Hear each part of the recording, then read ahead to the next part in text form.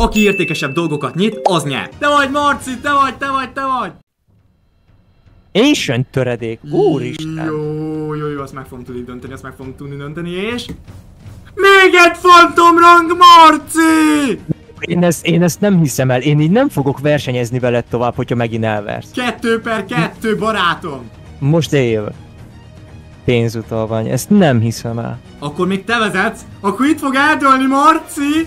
Ezen a nyitáson fog eldőlni, hogy vagy Marci nyeri meg, vagy döntetlen. Ezen az egy kulcson múlik, és ezen a nyitáson, hogy döntetlenre vissza tudom-e hozni. És... Marci döntetlen! Vamos! Akkor ebből biztos, hogy lesz visszavágó. Ezt bízzuk a nézőkre. Srácok, lányok, ha elér a videó 200 lájkot, akkor Marcival visszavágót fogunk nyomni. Hát amit persze én fogok megnyerni, Marci, szóval köszönöm szépen.